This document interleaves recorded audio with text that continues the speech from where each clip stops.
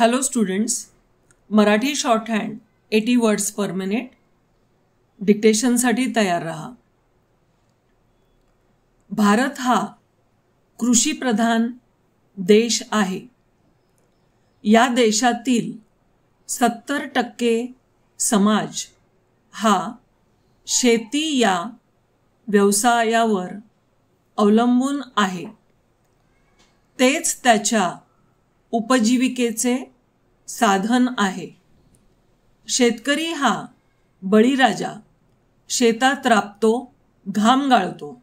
म्हणूनच अन्नब्रह्म प्रसन्न होते व भुकेलेल्या जगाच्या ओठी अन्नाचे घास पडू शकतात.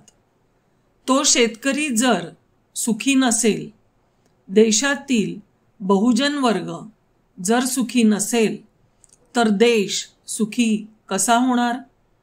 शेतकरी सुखी राहिला, त्याची क्रयशक्ती वाढली, तरच अन्य उद्योगधंद्यांना चांगले दिवस येणार आहेत. त्यांनी उत्पादित केलेल्या वस्तूंचा उठाव होणार आहे.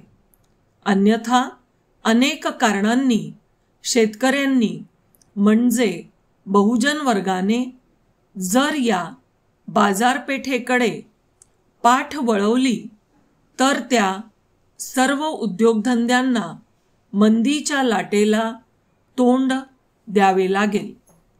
शेतकऱ्यास काही स्फुरण, उत्साह प्राप्त झाला आणि त्याने शेतात अधिक उत्पन्न निर्मिले, तरच देशाच्या संपत्तीत साधन संपत्तीची भर पडणार आहे व हा देश सुखी होणार आहे.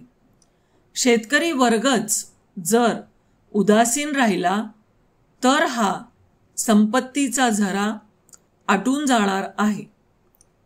पॅरा, शेतकऱ्यांना शेतमालाचे योग्य भाव बांधून द्यावेत आणि ग्रामीण भागातील लोकांच्या मूलभूत गरजा विनाविलंब भागवाव्यात. पाटबंधारे, खते आणि उत्पादन देणारी बी बियाणे यांच्या सहाय्याने धान्य उत्पादन आणि औद्योगिक कच्चा माल याबाबत विक्रम प्रस्थापित करून आपण चलनवाढ रोखू शकतो आणि किमती स्थिर ठेवू शकतो. खते, बी बियाणे आदींच्या किमती कमी करून उपलब्ध असलेल्या जमिनीतून अधिक उत्पादन करण्यासाठी शेतकऱ्यांना प्रोत्साहन दिले पाहिजे.